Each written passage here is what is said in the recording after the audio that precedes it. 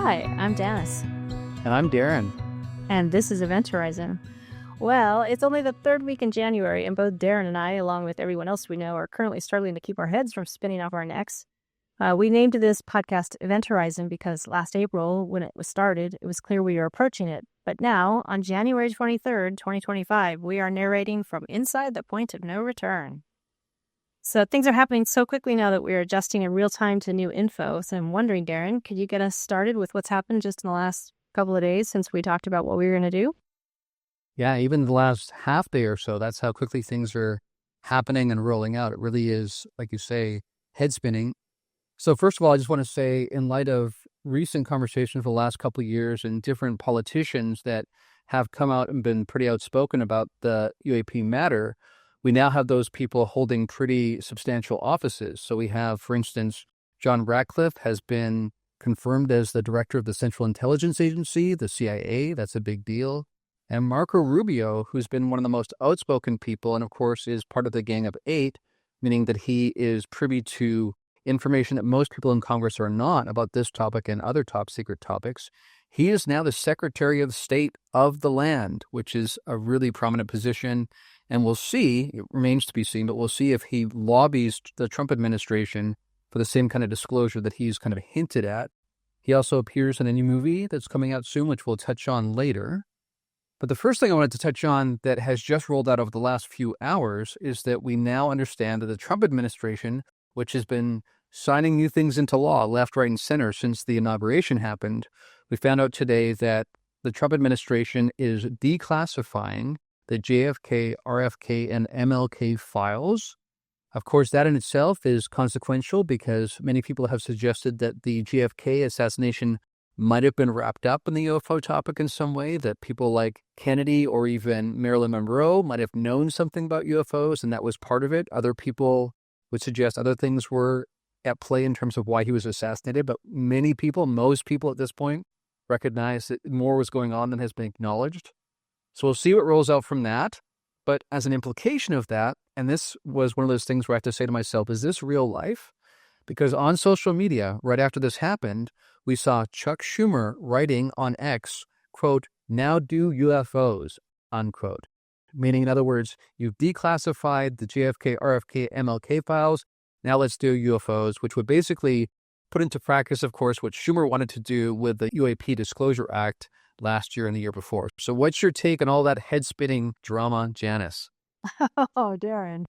Well, I mean, I think we're going to be digging into some of the meat of a lot of this as we get in here. But, we're definitely in a new moment. I think that's something we can all agree. And it's a moment that I think a lot of us have seen coming. I'm not sure. I think that most of us are a little bit like, well, maybe it'll come slow, but it does feel like it has gone into massive hyperdrive over the past few months, which is really in alignment with some of the predictions and certainly some of the trends we were seeing. Like, I know we're going to talk a little bit about the drones here in a bit, but they haven't gone away. They're still there. May not be in the press, but they're all over the place. And there have been many experiencers and others who have suggested that we're going into the bowels of the disclosure process, not the other way around. And, despite no matter what you think about the current moment politically, it's clear they're going to pop the tops off of pretty much everything with effects that are not clear yet. But at least it's a release valve, and I guess we'll see what happens next. So we really are. I mean, this is where you're talking earlier, right? We are really in the point of no return. I feel like I'm looking down into the black hole going, okay, I guess I'm going to have a direct personal experience of what it means to go through this. So that's kind of where I'm at the moment. Yeah, absolutely. When we planned this podcast, which was 9 months ago or so, we knew we had some time before we would be right at that point of no return. I don't think either of us expected things to move quite as quickly as they have. It really is head spinning. And today we're going to talk a lot about what's been happening in the UAP world, of course. But I would feel that like we would be remiss to not touch on some of the AI developments that have arisen recently. This is one of the topics that we highlighted as one of the convergent points that is in the mix here, in the stew that is brewing in the cauldron as we speak. But just this last week, we have efforts towards a new Manhattan Project-like effort around AI. And this, of course, is a Manhattan Project-like effort because the understanding is that China is able to align all of their national efforts to one end. And so, of course, we have the free markets and private companies, but basically these are aligning, and they're also being given access to federal databases and whatnot, so they can conduct this race against China and hopefully win it. That's what the people involved are hoping for. But of course, while we have some sense of openness and transparency being talked about by this new administration and by people excited about UAP developments, of course, what we have here is a few monopolies. These huge companies, these social media companies and tech companies are going to be running this.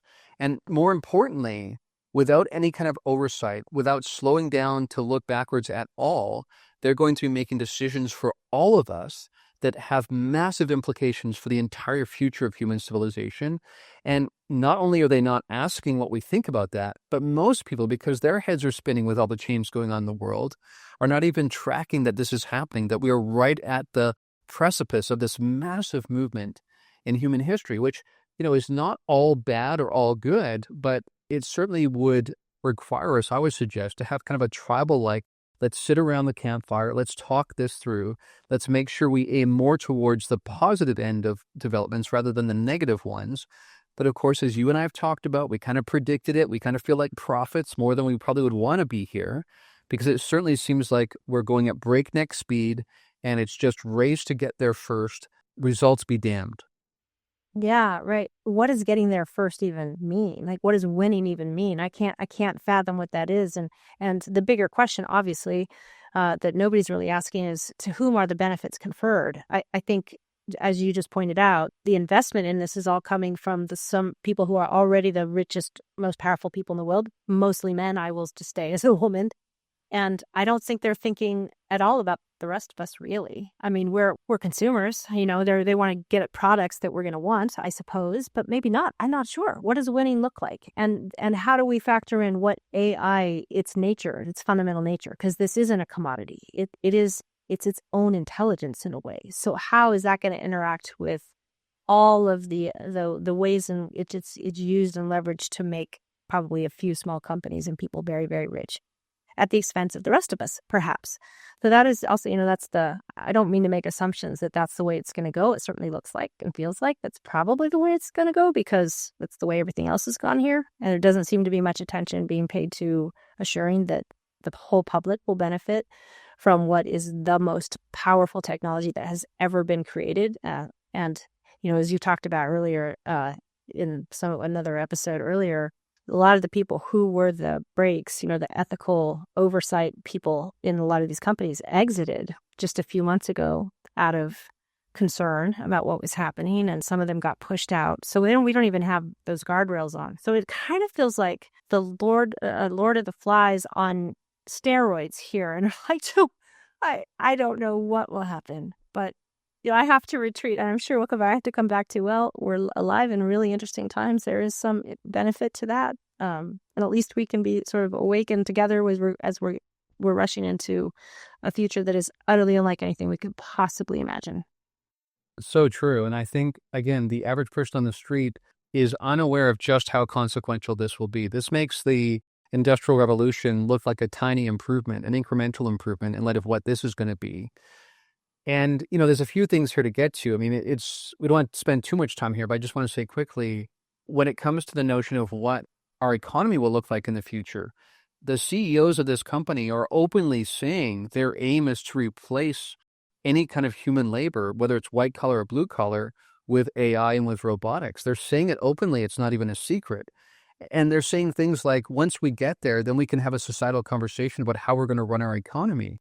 Now, it would make sense to you and I, am sure, that we might want to have those conversations now before we get there, because transitioning to something like UBI, Universal Basic Income, it takes some time, and it's going to have a lot of issues we have to work through. We have to streamline, and to wait till we get there, break things and try to fix them, which is something that tech is famous for, doesn't work so well when we're talking about people's lives and families and that kind of thing. I just wanted to say too quickly that, it's not all doom and gloom. That's not what we're saying. Like, there are many positive things. And I know I sent you this quote yesterday, I think it was, on the AI front. Quote, Google DeepMind CEO Demis Hassabis says that AlphaFold AI system has performed 1 billion years of PhD work, and they will have their first drugs in the clinic by the end of the year, with cancer, heart disease, and neurodegenerative diseases on the list of targets, unquote. So that's amazing. And we will have some breakthroughs, no doubt. But again, we want to be slowing down long enough to have these conversations. And if climate change has taught us anything, it's that things happen globally, whether we like that or not, and whether we draw these little lines dividing countries or not. Bottom line is, this is going to impact everyone, and we're not really slowing down to think about it. That in itself is a bit scary. And this prompted me, by the way, to say earlier today on social media, I said, quote, "When it comes to the convergence of forces co-arising in our time, each holding the potential to change human civilization forever, it feels like since the beginning of the year, we've decided to opt for speed chess," unquote. Because that's what it feels like. I mean, what's head-spinning about it is not just that the change is happening so fast, but there's multiple issues that are happening equally fast that are equally consequential. Yeah, I mean, you and I have talked about this a lot, but I think it's been visible for a while for anybody who's been looking at it. I mean, you go to 2018 or so, I was like, "Ooh, we have a polycrises that are all going to converge at one point," and it did kind of look like is here, and it is like water going down the drain. You know, it's like we're at the drain point where it gets really, really fast, and everything is there together, and it's extraordinarily confusing. And I'm sure that even for the people who look like they know what's going on and they have the upper hand, I think a lot of these forces are bigger than any of us have any idea, and they'll probably come out in the wash in ways that none of us could actually really imagine. When you were talking, I was thinking about the comment that Eric Weinstein made a while ago, and I think we covered on here an earlier session where he talked about that. You know, we aren't even having conferences about post capitalism. Like these are big questions in the hopper. So I was thinking as you were reporting about the upcoming effects of AI on healthcare, for example, I'm like, yeah, well, we'll get to live longer and healthier, but you may not have any food or housing or anything like that because we have, who knows how the human adjustment process is going to be to what is going to be a really rapid displacement of human labor. But on the other hand, humans are really good at adapting as we go. It seems to be one of the things that we do, and it can be sometimes it can feel a little bit like we're jerry-rigging it. But sometimes we come up with some pretty elegant and unusual responses. So I wholly expect that it isn't just going to be the governing classes that are deciding what things look like. Like I can imagine people coming together to create smaller communities to assist each other and share resources in response to the fact that there's a lot of displacement. And I can see a lot of sort of interesting things coming from that, including some pockets of power and influence that we don't really experience. I mean, we can't really visualize right yet. So I'm curious about what the future looks like. I am too, and I'm absolutely here for it in terms of being alive at this time when such consequential matters are taking place. It really is astonishing. It's almost like a cliche, and I was saying to someone jokingly, it's so 2024 to say what a time to be alive, because I've said that so many times now, but every week it seems to be more the case that that's how it feels. All right. That's the AI stuff, and you and I talked about, we'll probably do another episode on that soon because that in itself is incredibly consequential. It's an incredibly important part of the spiral of the event horizon. But we want to focus on developments in UAP and NHI because that has been front and center. There have been a lot of developments. Now, we know that over the last few months, there's been a slew of UFO documentaries across these different streaming platforms, one after another after another. I remember talking to my friend James Iandoli, and he talked about back in the early 2000s, if you got one newspaper article or magazine article or television news host made some mention about UFOs without total ridicule and scoff, once every 6 months, you were lucky. Now we have this matter being taken seriously. We have all these government officials coming forward, and we have a slew of UFO documentaries. Now, you and I have talked about before how this fiction move, and even nonfiction, but using art and film and story, is a really important way that human consciousness is made aware of and plays with new notions. So when you think about the millions and millions of people who are becoming acquainted with this topic because of these documentaries, it truly is amazing. And we want to remind everyone that these documentaries are not so much for us, the insiders who spend every waking moment paying attention to what's happening. It's for the people who are new to this and are brought in, and they become one of those people. Now, of course, most recently, just yesterday, the trailer for a new documentary rolled out.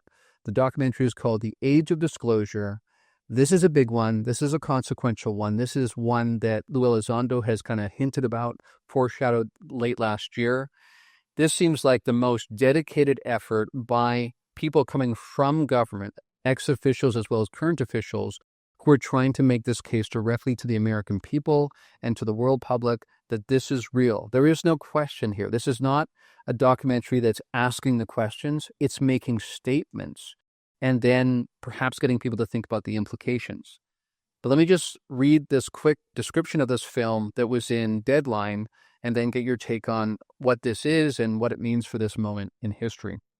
So, quote, Dan Farah got 34 senior members of the U.S. government, military, and intelligence community to come on camera. He says they reveal an 80-year cover-up of the existence of non-human intelligent life and a secret war amongst major nations to reverse engineer technology of non-human origin. The film explores the profound impact the situation has on the future of humanity while providing a look behind the scenes with those at the forefront of the bipartisan disclosure effort. The film was granted unprecedented access and support from senior members of the U.S. government, military, and intelligence community. Everyone interviewed in the film has direct knowledge of UAP as a result of their work for the U.S. government, unquote. So not people on the sidelines, not ufologists who are in their mom's basement talking about these things. We're talking about the people who have direct knowledge. Pretty consequential. What was your take on that when you observed that preview? Yeah, validating, powerful, and it occurred to me as I was watching it that I think we are at a tipping point. It may not be visible, at the moment that it comes out at South by Southwest, which, by the way, is an amazing premiere venue. And I think it's coming out in March. And when it'll guarantee that it gets much broader exposure than probably any other film out there at this point.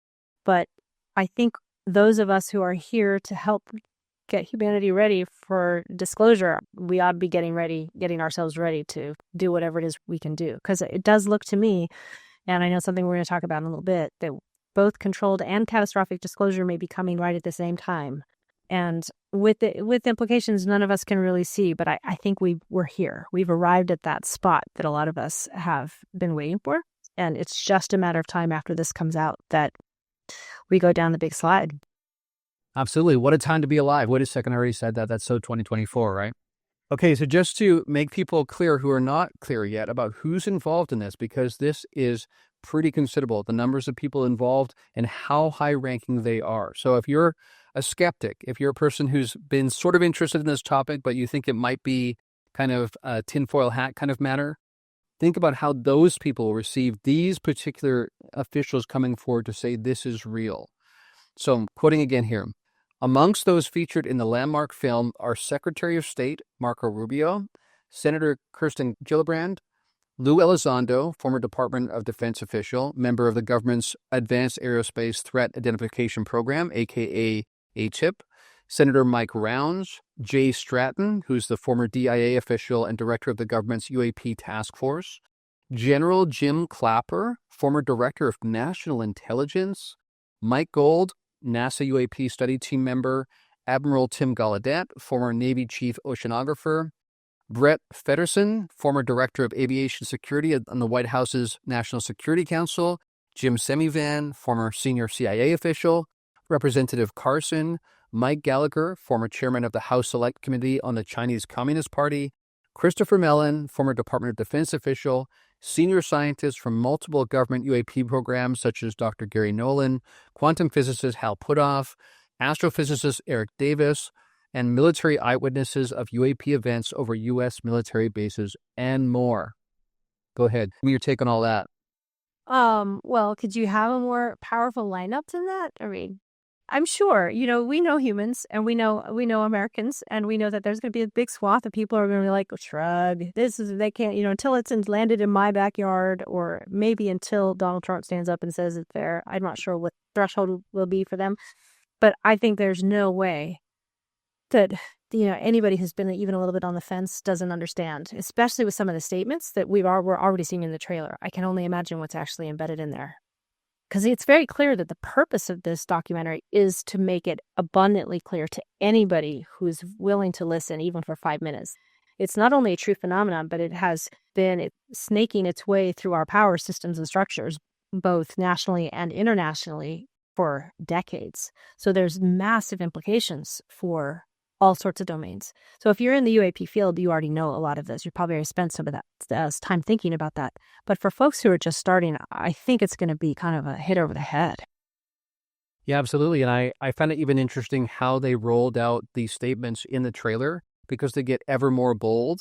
They began by saying, "We're not alone in the universe." I think that was a quote from Tim Gallaudet. But then it went to, "We're not alone." And I think it was Jim Semivan who said, "UAP are real. They're here and they're not human," right? And that was kind of this shock and awe moment where it wasn't just saying, yeah, based on the size of the universe, there's likely intelligent life elsewhere.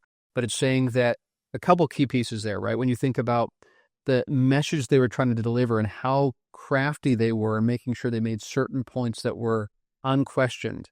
One was that UAP represents something non-human and that they're here. And in a second, I'm going to get to what Jay Stratton said, because he's been someone kind of on the back burner that we know is involved, but he hasn't come forward too much up until now. But he says something quite startling in this trailer, and it's something I think people will definitely pay close attention to. But I first want to just describe what Jay Stratton wrote on social media right after this trailer came out. He said, quote, "The Age of Disclosure is the most revelatory, credible, and historic documentary ever made about UAP, non-human intelligent life, the government's involvement, and the bipartisan disclosure effort. I'm proud to be in it with long-term colleagues and fellow disclosure advocates like Lou Elizondo, and I'm proud of Dan Farah for his monumental work making this unprecedented film and making a landmark contribution to disclosure. This film will change the world. Let's spread the word!" Exclamation mark. Your take on that comment from Jay Stratton? Wow. I mean, Jay Stratton, that's not a comment you expect to hear from Jay Stratton. This is not a man who is, out there with loose lips or lots of opinions. So he's pretty quiet. He holds his card pretty close to his chest. So I think that the writing is on the wall, and he sees it, and Clapper as well, given the really prominent positions that he's held in the Obama administration as the director of intelligence, and there's just some hard-hitting folks in here who are coming out saying straight up, this is real. So I guess the question then becomes, what are the implications of that for what happens next? At least in my mind. What do you think? Yeah, that's a good question. And we'll get to that a little bit later because we want to sort of take the temperature and say, really, where are we? Because I think what's interesting is those of us who've been in this for a long time, and you and I are outflanked by some people who've been in this for decades, right? And I remember talking to some of those people when I was in Houston at the last Archives of the Impossible conference. And I noticed that they hadn't really tracked that things were shifting and shifting quickly. And it's almost like they had become allergic, almost like as an immune response to the idea that disclosure is imminent because they have been let down so many times in the past.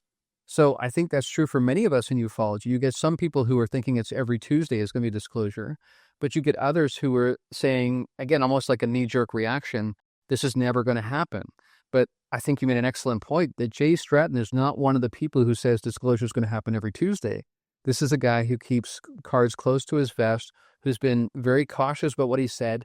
He's also said that he wants to be a part of the government rollout of controlled disclosure following classification guidelines and those kinds of things. So he's not been the kind of guy who emerges as a whistleblower, so to speak. It's more someone who wants to work with the existing structures to make this happen.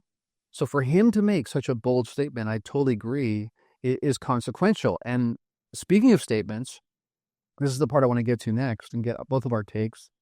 What he says in this trailer, and this is the part that got everybody's attention more than anything else in the trailer. He said with his own eyes, he's seen non-human craft and non-human beings. Fascinating, because he's not just saying I've seen craft, and we have slowly had kind of a ramping up of that. I think when James Lukatsky said a year or two ago that he had actually walked into a craft they had recovered, a lot of people said, wow, this is a watershed moment. Now we have Jay Stratton saying he's personally seen as a first-hand witness, which is what everybody's been waiting for, right? We don't want to just hear anecdotes or stories from stories. We want to hear from the first-hand witnesses. Jay Stratton is one of those now. He's identifying as that, and he's not only seen the craft, but he's seen the beings. And the reason why that's so consequential is, as I was saying to you yesterday, it's one thing for something to be up in the sky. And some people that are skeptical will say, well, that could just be U.S. black tech. We don't know. But it's pretty hard to argue with someone of Jay Stratton's credibility that if he's saying he's seen non-human beings, that's not likely to be a misidentification. So what was your take when you heard that particular part of the trailer? No, same as you. I mean, it is really unequivocal. I know it's really clear what they're doing here, right? They're giving people what they want. We've been hearing for, well, the last few years since the first set of hearings that, well, it's one thing if somebody heard about it. We want to hear from the people who have direct experience. Well, here we are. So, and it's not just one or two, it's many. And their credentials are unassailable. And interestingly, I think it really does dovetail with a lot of what else is going on, right? So, we know, for example, that anomalous sightings and experiences are just growing by the bushel. I feel like every time I tune into X, there's somebody new, some whistleblower coming out in some way or another, whether or not some of it's clearly misinformation, but probably not all of it is. We know that the drones are still there, even if they're not getting much coverage. We know that they're not there in small numbers. We know they're in large numbers. We know that people are seeing, mimicry behavior on some of the orbs looking like drones. We have people, all of the experience, and the whole experiencer community of one form or another have just consistently been saying this is not slowing down. It's becoming more prolific. So it feels like we're getting it from all angles. It won't even just be this incredible documentary. It is a whole bunch of other experiences that a whole bunch of other of us are having, even if we're not, in the military or in the position to be seeing bodies and craft. So it does, that is part of, I think, this larger landscape that rivets you and I. It's like there definitely seems like we are approaching something that is highly consequential in this storyline. And once we cross that threshold, as I said earlier, the world does never look the same again. Absolutely. Again, Event Horizon is such a fitting title. Now, one of the things that also came up in that film, which I was really happy to see main mention of, is clean energy. So Chris Mellon actually brought that up, and he said, first of all, the first big quote he said that I think was noteworthy is he said, "This is the biggest discovery in human history," quote unquote.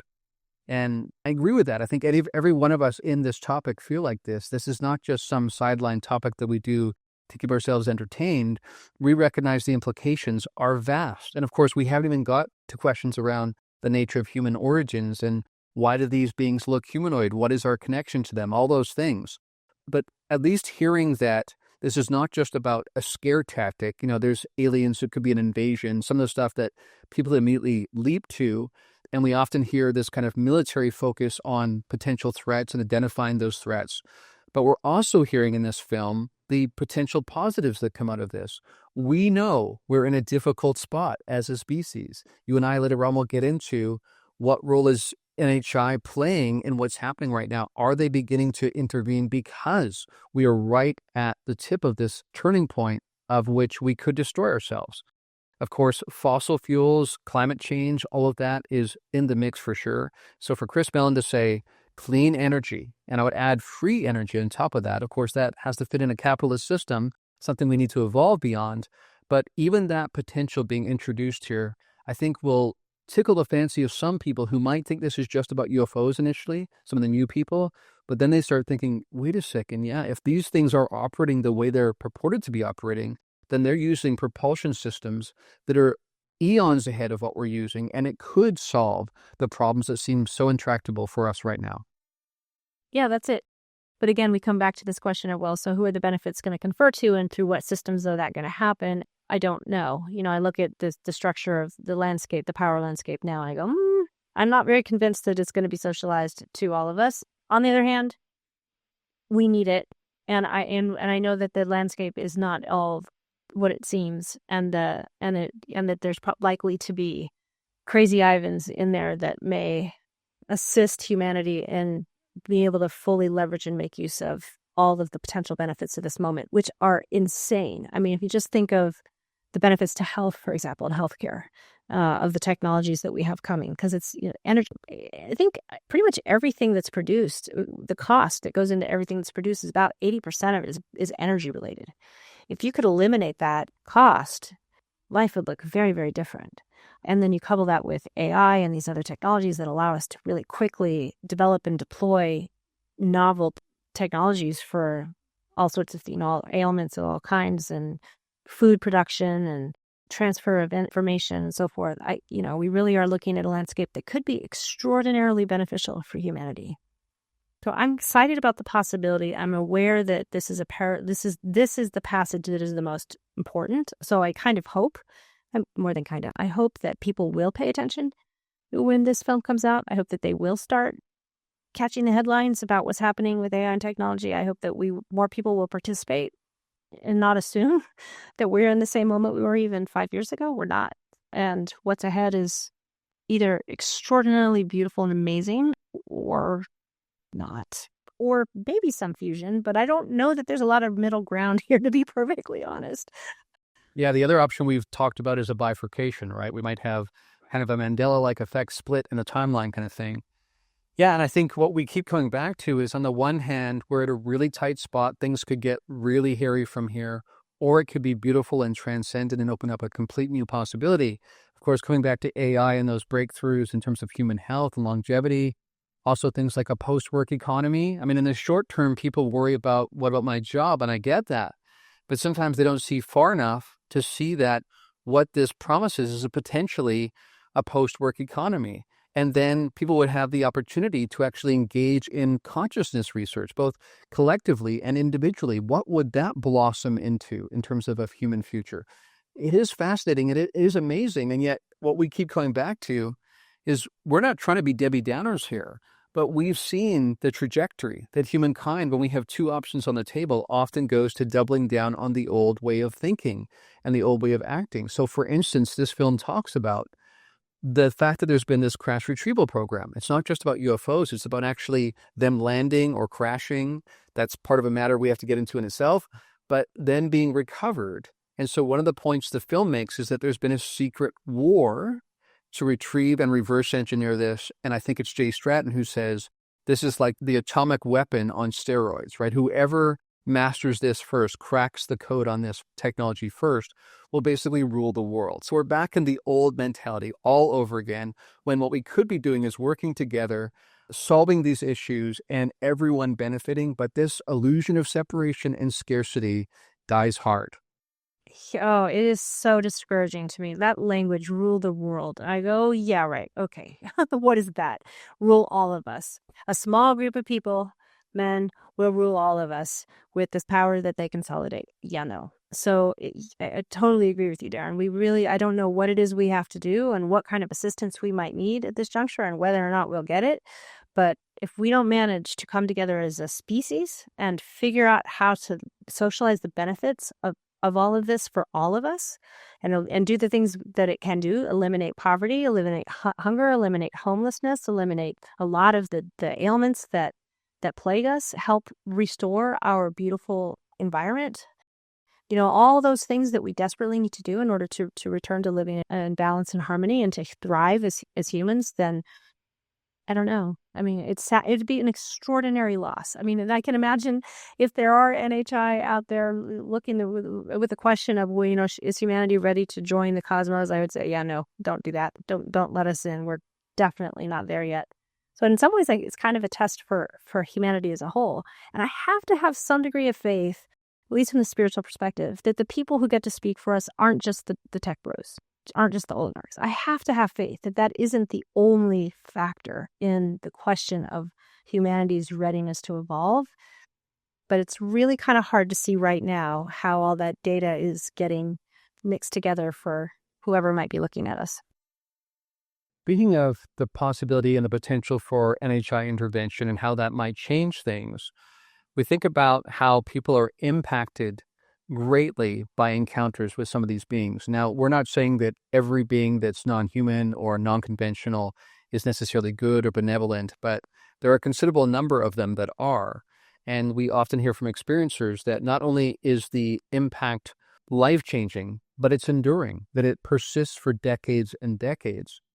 Now, speaking of whistleblowers and recent developments, there was a special that was held on News Nation recently with Ross Coulthart interviewing someone named Jake Barber, who's a helicopter pilot who came across in his line of work, sometimes recovery of these craft, these supposed UAP that are non-human in origin. And he talks about one particular case where he picks up this egg-shaped kind of craft, carries it in his helicopter, takes it somewhere else where it'll be taken to a secure facility. But I think for you and I and people who are focused on the consciousness-centric matter of the UFO phenomenon, what was most intriguing and compelling was him talking about an encounter he had, an experience he had internally with whatever intelligence was associated with that egg-like vehicle. He got emotional immediately, almost broke down in tears, describing what was clearly a life-changing event. And he went so far as to say, not only was it hugely impacting to me then, but it's still guiding me now. So for the nuts and bolts crowd coming in to see the craft, because Ross Coulthart kept teasing, we're going to see the clearest footage we ever have. I think some people were underwhelmed with the actual footage. But what was more interesting to me, and I think to you and people like us, was the clear impact it had on Jake Barber. And when we think about the future of humankind, imagine millions of people having those kind of telepathic downloads, those kinds of contact experiences, even some of the people that are the tech bros, right? The fascists wanting to lead the world. If they had that kind of revelation, what kind of change and transformation is on the table? But give me a reflection on that special and Jake Barber's transformative moment. It was, just not what I expected to see, right? Especially not to be stereotyped, but he didn't look like the kind of guy that might cry on TV during his record. I think he teared up, or at least he got really clearly emotional when he was talking about that component of it. I was definitely surprised to see that and very touched, because it's not only it's just a touching experience to watch somebody who's obviously had a very transformative experience occur. But it really resonates with a lot of the kinds of experiences that you and I both know that a lot of experiencers have. They're not exclusively like that, and some people have very scary experiences. But there is a pretty strong strand of folks who do have these overwhelmingly positive, loving, compassionate experiences that are highly resonant with the types of transformations that you get in the near-death experience literature and so forth. People who've touched God, touched source, touched themselves. So it quickly passed from the nuts and bolts land into the spiritual land. And I know, I'm sure you saw too. There were some folks on social media and elsewhere who, just for them at that point, really the whole thing headed south. They just couldn't take anything else seriously, or they started reading all sorts of conspiracy theories into it, and it's a manipulation and so forth. I think as a female, it was notable to me because it's one of the first times I thought he was so clear about saying whatever it was he touched had a feminine presence to it, a feminine cast to it. And it's not something that you hear very often. I didn't see many people addressing that, but I'm so reminded by the narratives that have come out of some of the experiencer literature, as well as some of the cultural end time stories and the spiritual and religious end time stories that really do feature the rise of a divine feminine principle. And it's not women, it's the divine feminine principle inside the self, which speaks to this larger issue of how are we going to make good on all of these technologies and resources that are the abundance of gifts that can come our way. Will we share them with everybody? Will they share them with the whole neighborhood, or are we going to sequester them away in our garage and make sure nobody gets them unless they pay me for them? Those are mindsets that are sort of informed historically and contemporarily by these principles, and being imbalanced. Clearly we're out of balance, obviously, as a society, as a whole globe, we're out of balance, I get with that. So I thought that was really, really interesting, and it gave me hope. It's like, well, maybe not all is lost, and it made me think, well, and I think we're not alone in this transformation as humans, asleep and trying to figure it out from this very fuzzy, gray, foggy vantage point that we have, that there are forces that can help guide us. I want to hope that. I'm not going to go with the narratives that say, well, it's, bad guys manipulating your thoughts. Because that's not been my personal experience. I know both of us are experiencers in addition to other things. And when you have that experience, it's very, very real. It very much transforms your life, and it's very positive. That was my experience. Yeah, mine as well. Absolutely. I know there are people who report, and I believe do have challenging experiences. The experiences I have been profound, very positive, and totally transformative. And to touch on what you said about Jake Barber's account, it's interesting. He almost defined it by negation, because I think he said there was nothing masculine about it or something like that, right? It was a very strong statement in favor of kind of this feminine kind of element. And of course, this factors into this notion of the divine feminine that we can maybe touch on now, because this is something that you and I have talked about in this podcast that's sorely lacking. If there's one element that overarchingly hints at the problem, in addition to the illusion of scarcity, illusion of separation, it's the lack of balance we have between the divine masculine and feminine. And again, like you said, this is not just about gender. It's about these different principles, these ways of being, the yin yang. If you don't have both operating together, you will end up in catastrophe. That's just the way things work. I just want to touch on really quickly. Yes, absolutely. What's so compelling about this research is that it does dovetail with out-of-body experience, near-death experience. That was found to be true with the Jeff Ring research that was done a while back. And then the Free Foundation also confirmed that. They looked into the different contact modalities. And I was talking to a coaching client about this today, and he made the point that basically anything that lets us experience something that's not here, something outside of here, something that feels more real, then that fundamentally changes people. And again, people who are nuts and bolts, or who are people that are physicalists, or people who believe this is all there is, I understand it's difficult to wrap their heads and hearts around because they have no direct experience. But I would ask them to look at the body of data, because it is pretty compelling. And it's not just UAP and contact experiences, it's these other contact modalities too. But on this notion of the divine feminine, we know this is essential. We've been championing this. So what did Jake Barber's account tell you about that? And how does that fit in with some other experiences, and what had they have been saying about what we need to see change in society to make it through this passage? Mm-hmm. Well, I think that Jake did. It was, what was striking. There's a lot of things that were striking about that particular passage in the news report, but one of them is I think he sounded kind of surprised. He was like, it really didn't have and I think he did say it was sort of a feminine presence. It wasn't like the dominant idea that we have of God that's, very masculine. And that was when he got really touched and teary, and how much he talked about how much love. It felt like it was just this envelopment of love. And I think he also said that he feels like that it is that principle that is also that sense of love and compassion and connection that drives him now, that was sort of speaking through him now, or was with him now and supporting him now. And he also, I noted that there was a tinge of sadness. And if I'd been with him, I would have asked him about that. What did you get about that? Is sadness for humanity, sadness for him? Is it just part of the package that wasn't personal? Anyway, I wish we could dig into that. It's just one of the least robust conversations that we're having in this sphere around that, but I think it's really, really important. And I'm particularly attuned to it because we seem to be in a time in our culture and in a sort of certainly our global experience in which, the alpha masculine principle wants to just double down. It's like, you all are in this sphere, we're seeing it in language, we're seeing it in policy. I mean, it's everywhere. It's never been like this in my lifetime. And I think it's meant to make us, especially women, scared. I think that's part of the point. And that just is an indicator of how completely out of balance we are overall. And, as a human, not as just a woman, I look at that and go, you guys, you're cruising to extinction. This is how that happens. You know that, right? Is that where you want to go? Think about it.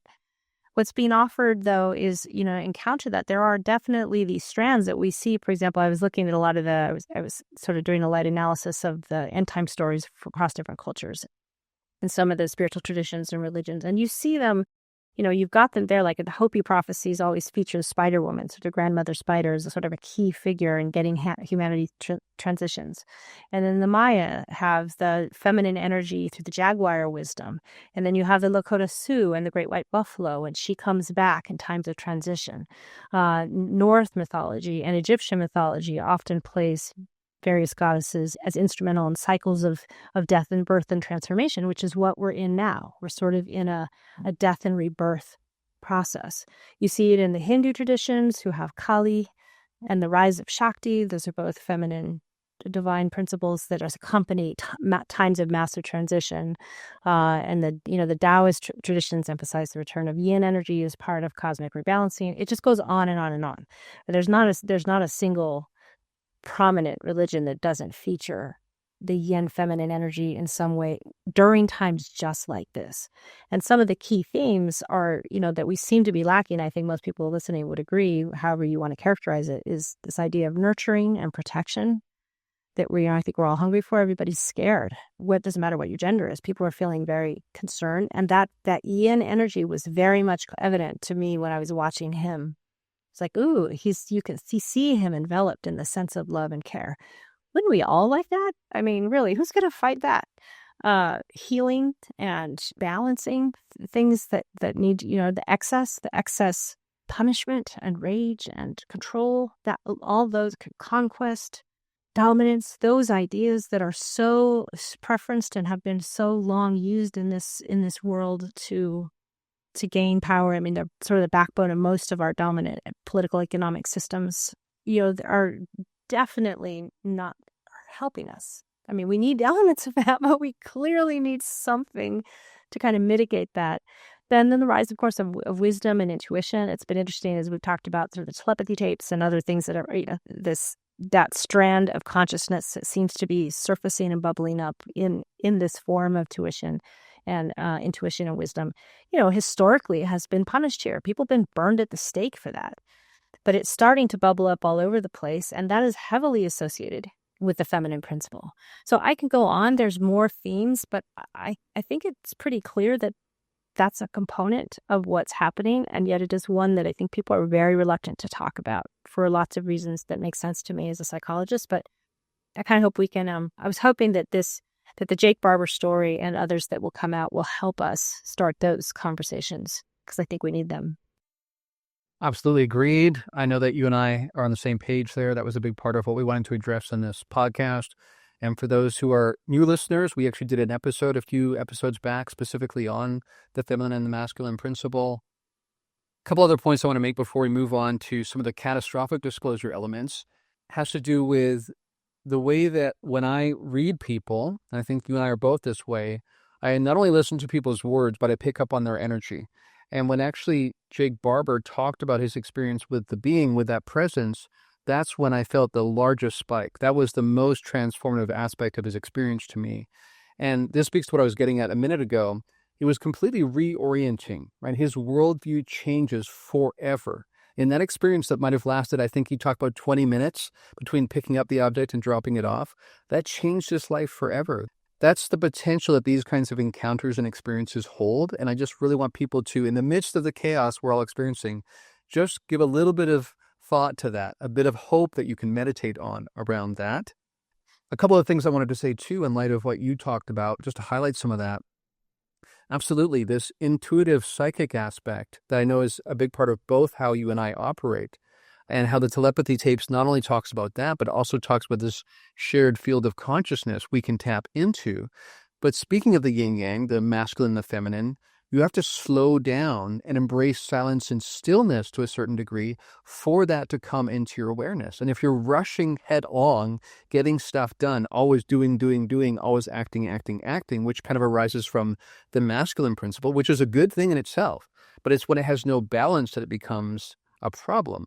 And when you're doing that and it's all on the surface, then you miss the potential for this arising from the depth of who we are, which takes silence and stillness. I was also thinking about, and I know you and I have talked about this a little bit, Chris Bledsoe, a big part of his message that he picked up from the lady, right, was that unless humankind embraces the divine feminine, we will not make this passage, that our future is in our hands. And if we do embrace it, then a beautiful kind of 1,000-year kind of situation rolls out for us in the future. If we don't, then there's a lot of tribulation ahead for us. And he even, in his way of having kind of a Christian background, you talked about different traditions, kind of described this kind of Sophia energy, which is in Christian history, the way that the divine feminine, in terms of a wisdom tradition, sort of personified in one person, Sophia. That's how they represent that. So like you say, this shows up across different traditions. And we really want to champion this. We really not only hope that this arises, but we feel like it has to arise. if we're going to make this transition successfully.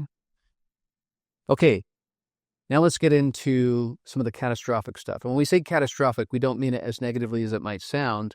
Here we're, of course, talking about when people compare a kind of government-led focus on control disclosure, rolling it out bit by bit by bit so you can control the narrative and to some degree help shape the societal response, versus what people call catastrophic disclosure is when it's NHI-led, or when things happen in the public space so quickly and they're so shocking that you suddenly have society trying to grok it all in one go, trying to integrate all of this information. The way that this has been showing up most recently, of course, and we've talked about this, is the drones and the orbs. Now, while, again, we have short attention spans as human beings and as media cycles, but the drones have not gone away. They continue to happen. And I wanted to read this one quote because, as I was saying to you, this to me is shocking. And in a different era, this would have got more attention. Quote, an FBI investigation into thousands of reported drone sightings around New Jersey late last year has uncovered no suspects or recovered any drones, a spokesperson told us. Unquote. So that alone should raise questions. How can this be the case for the most powerful and, as you would say, muscular military in the world, that we can't even arrest anybody or recover one of these things if they're supposedly just drones? Now, really interestingly, just to help people understand how this is still happening, just last night, I think it was, Mayor Michael Melham of Belleville, New Jersey, talked about with his own eyes when he was asked about this on air. When someone said, what do you think's going on here? What do you think these are? And he said, my opinion keeps changing. And very recently, he was, you could tell, struck by, impacted by the fact that he saw with his own eyes what looked like a glowing orb morph into a more mechanical-looking drone. Now, he said, again, playing it safe, maybe the orb was in front of the drone and I just mistook that, right? This is tricky because this is being seen at night. But he seemed to think it's possible that he saw an orb literally morph, change shape into a drone. We know this has been part of the remote viewing that's been done around this, that these things are not what they appear to be. Even when they look conventional, they're a little bit off. And sometimes the orbs suggest that something much more than conventional vehicles are being evolved. This is the most direct way that right now people are engaging with this notion that NHI are ramping up their presence and perhaps slowly doing it in a way that's not all about shock and awe, but meant to slowly make us accustomed to this reality. So what's your take on the drones and the orbs and how that factors into everything else that's going on? Well, yeah, it's like I said a little earlier. I mean, it's clear that it hasn't stopped. It's funny. I think if you ask most people on the street who don't pay attention to this, they're like, it's done. We don't see it anymore. It's on the news. It's so funny. People, it doesn't mean if it's just not in the news, it's not there. Especially these days. I think news is highly curated and controlled, so we should probably all be asking deeper questions, but they're still there. They're more and more, they're being seen all over the world. It's more and more people experiencing dreams and contact experiences, and it seems to be like every vector to get to us from a consciousness perspective is being used to enhance awareness of their presence as well as our future, and it's sort of what's on the line. That's what I see. It's hard. I haven't collated all the data and I can't present it in any kind of empirical way, but it's impossible not to notice if you've been paying attention that we're seeing the steady increase across the board, which leads me personally to conclude that at least some of what we are seeing in the skies are not human tech. I do think there is something larger going on. And I like that you brought up Chris Bledsoe, because he just did a podcast with his son, I think just the other day. And he talked in more detail about the lady and about the orbs, and that piece of the orbs morphing, that they can change shapes and that there's communications that are part of that was, featured pretty prominently, as well as his very strong sense. And this is something that's shared by other remote viewers and, a variety of experiences we've talked about, that we are in fact on the precipice of full body disclosure in some fashion. And in his case, he's, quite clear that it will involve this divine feminine presence, because that's just a core part of everything he's always seen about what this is. So of course I'm curious about that. So that's what I think there. I mean, I think it leads to these larger questions of, is controlled disclosure even possible? I feel like we're seeing it with, like the films and the documentaries, and maybe even Trump and others saying that they're they're going to get to the bottom of the drone situation, or that they'll disclose. Or even Schumer showing up today saying, "What about now? Do UFOs?" I mean, maybe there will be some form of controlled disclosure, but it feels like the non-controlled disclosure is also happening, and I keep wondering, what's this all gonna look like, and where is it gonna lead us, or leave us, and what's the appropriate response? What can we do? Yeah, absolutely. And we have a couple minutes left here, so I kind of want to give my final thoughts before we sign off here. It does seem like it's going to be some combination of the two. And, this raises questions around how much did officials know this was coming? How much has this timing been pre-planned? Of course, we have notions that have been discussed before that ever since 2017, that was the beginning of a ramp up that we're seeing that might lead to 2027. At this point, I think many of us are looking at the pace of change and wondering, will we even get to 2027 before we hit this apex moment? Seems hard to imagine at this point. But I think the final thing I'd want to say to people is be present, lean in, really embrace where we are in the here and now. And remember, as Janice and I have said many times, that we are more than this body. We are more than this incarnation. If we're here, it's because we signed up for this, meaning we wanted this experience. And this is a remarkable experience, unlike many that any human in history has ever had a chance to experience. So let's not cower. Let's step in. Let's live into the best of what we described coming up. And let's hope for that being what wins the day. And regardless of what happens, we'll know that that was our energetic response. And that matters more than anything that happens just within this one particular context. But let me just pass it to you for any final thought you want to have before we sign off. Just to hook real quickly on that, I mean, I firmly believe we are living in a quantum universe, meaning that what we visualize, where our attention, one of the reasons the attention economy is so powerful is that I think we instinctively know this, and some of us probably know this to be true. Where you give your attention, you collapse the wave. So let us use this moment to be in awe and in delight, and to visualize all that's possible for humanity, not just the things that we're afraid of. Because we don't want to bring the fear into being, even though there are those of us who would love for us to bring the fear into being. Let's not do that. And it is an amazing time to be alive. I always say sometimes it's dicey as all hell, but it's really, really amazing. And I'm glad to be here with you, Darren, and with all of you who are listening. Totally agreed. Completely agreed on that. And it's fun to find our tribe and be in this together. Absolutely. That's been part of the magic of this process. And that includes all of you out there, and we hope you'll tune in again in a few weeks' time for another edition of Event Horizon.